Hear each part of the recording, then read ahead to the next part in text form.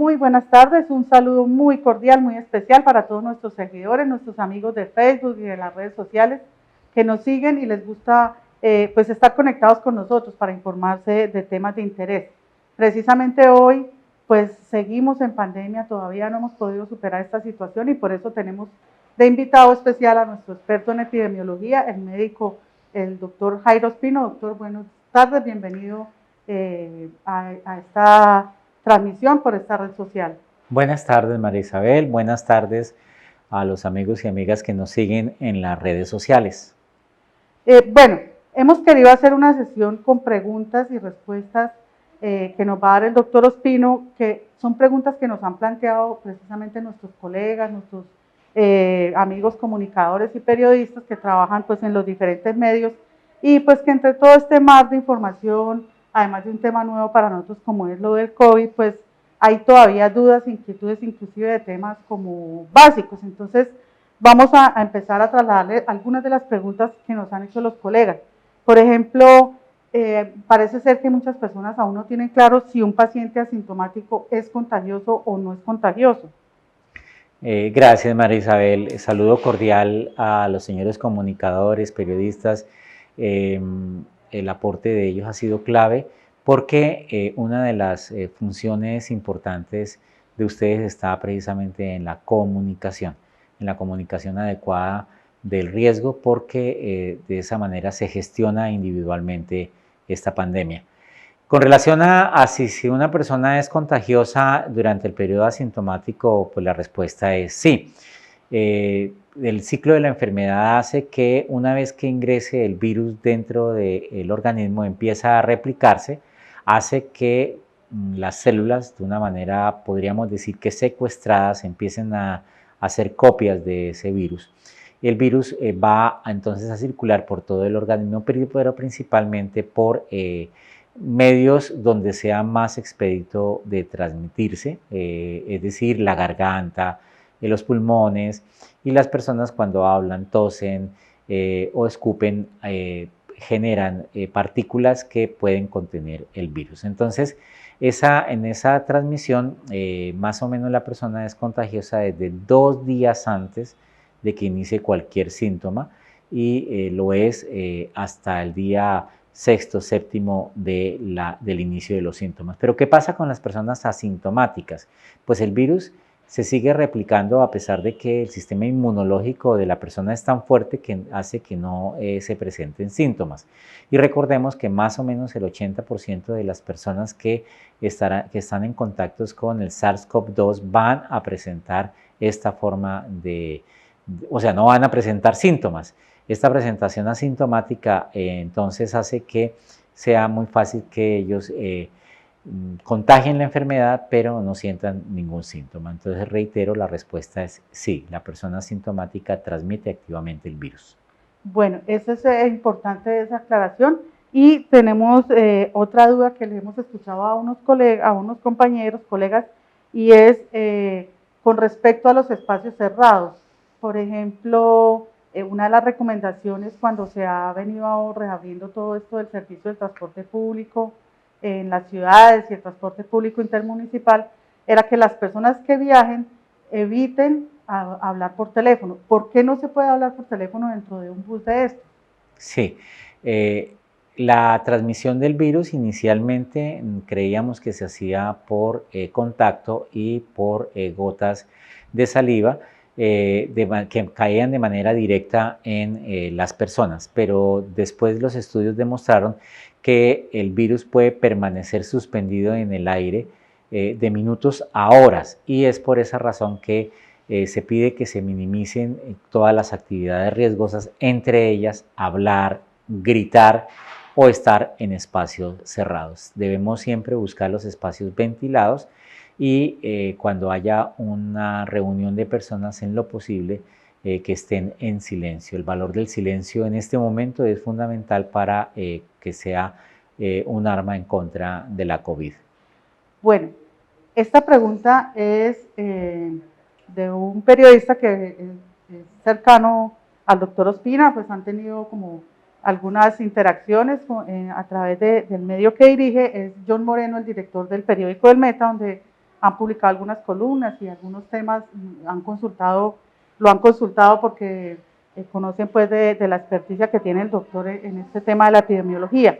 Entonces nos cuenta John que en el sector de la vereda, en el Carmen, diariamente se están viendo casi que una romería de personas que van pues con la intención de hacer deporte, de recrearse y todo eso, pero considera la necesidad, John, de que le expliquemos si esta actividad puede ser riesgosa para la salud, teniendo en cuenta que, pues, que es al aire libre, que aunque hay mucha gente circulando, no hay aglomeración porque se guarda una distancia, pues cada persona, cada grupo de personas van guardando distancia con los demás.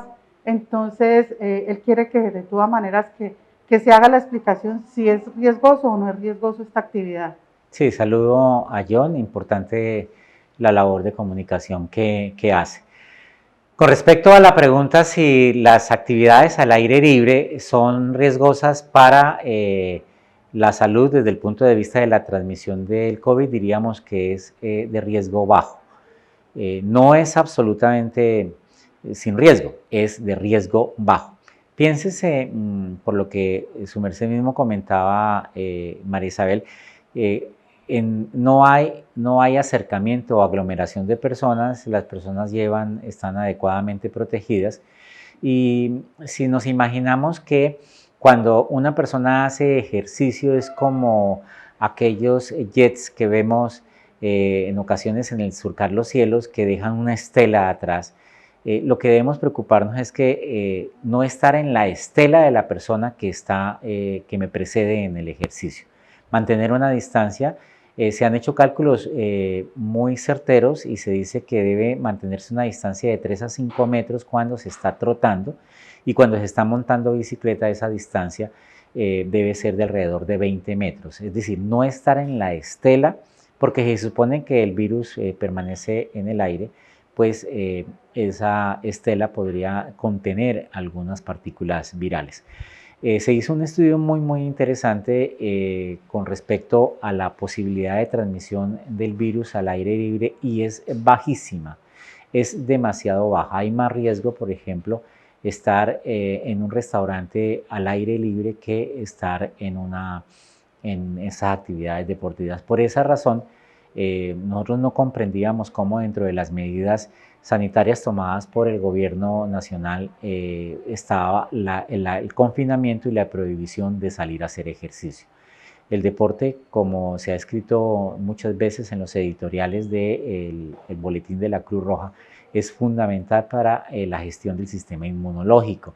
Entonces, confinar a las personas, prohibirles hacer ejercicio, actividad física, prohibirles que reciban el sol, que hagan en su piel la transformación de la vitamina D, que también es otro factor protector, pues es algo que no tiene lógica. Entonces la respuesta a John es de bajo riesgo con las recomendaciones necesarias, porque también he visto en la vereda del Carmen que sí, la gente mantiene la distancia, pero cuando van a estos sitios donde hay venta de jugos, de arepas, etcétera, se conglomeran, entonces ahí está el riesgo. Y que cuando estén haciendo la actividad del ejercicio guarden una distancia mínimo de 5 metros, ¿verdad? Sí, debemos pensar que la otra persona es potencialmente contagiosa, entonces la idea es no ponerme en la estela de esa persona y utilizar el tapabocas. También he visto que muchas personas no utilizan el tapabocas durante la actividad deportiva y mucho se ha escrito acerca de si se produce hipoxia o no, pero es que, por Dios, nosotros vamos a la vereda del Carmen y a otras veredas que tiene Villavicencio Hermosas, porque si algo que tiene Villavicencio o el departamento del Meta son sitios para ir a hacer caminatas recreativas y bueno, hacemos un deporte pues extremo que pueda interferir con nuestra oxigenación. Luego debe siempre utilizarse el tapabocas.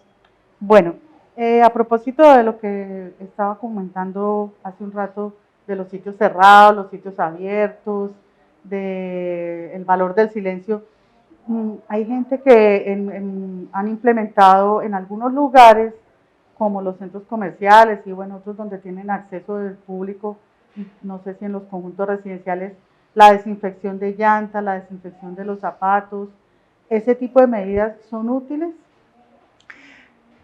Digamos que esos son taras del desconocimiento que nos quedaron al principio de la pandemia. Inicialmente, como no se sabía cómo se contagiaba la fisiopatología del contagio del SARS, se suponía que el contacto era una fuente importante de transmisión del virus.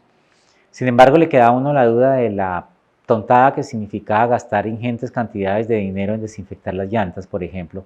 Cuando las superficies de las llantas van rodando, generan una temperatura elevada que impide que el virus pueda crecer en él.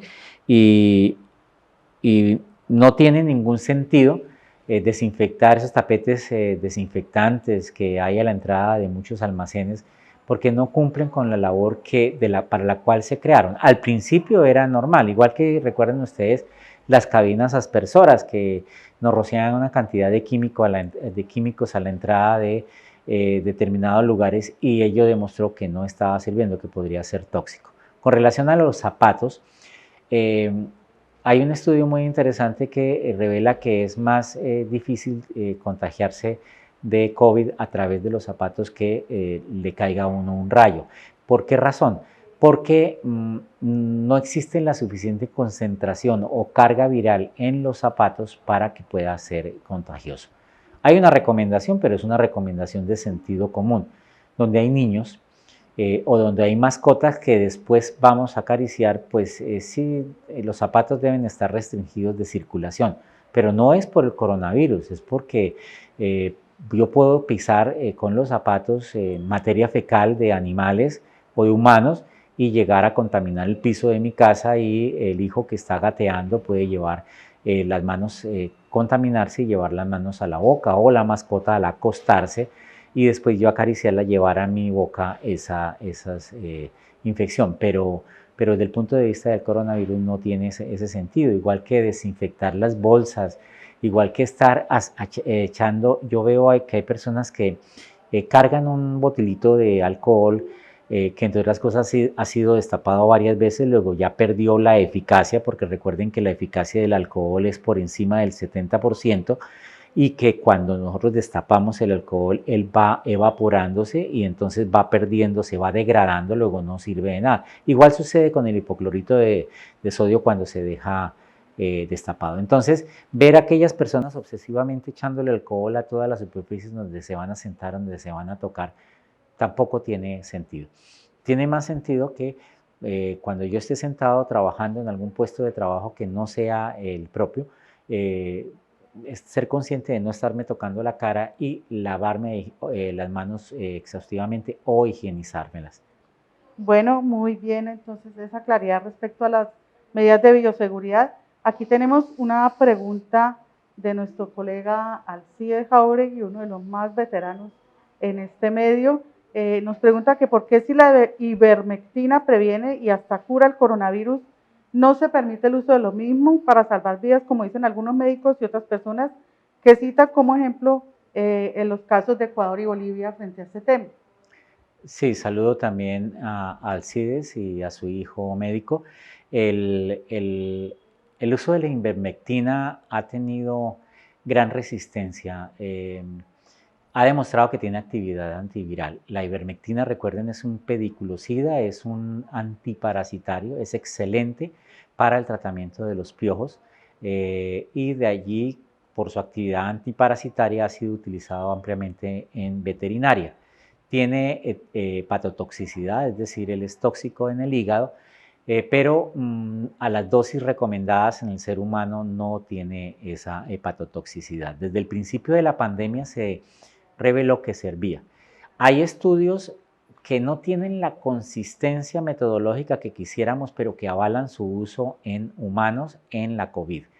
Digamos que en la última actualización es un medicamento que puede ser utilizado, pero el que se está estudiando masivamente. Yo pienso que también pasa la falta de estudios, hay que decirlo, porque este medicamento fue donado a la humanidad, es un medicamento extraordinariamente barato y pues a las farmacéuticas presumiblemente no les interesa estar desarrollando un medicamento o haciendo investigación alrededor de un medicamento que no va a generar los réditos económicos necesarios para que ellos recuperen la inversión. Entonces, la investigación es una investigación por personas u organizaciones, digamos, que no tienen ningún interés económico detrás.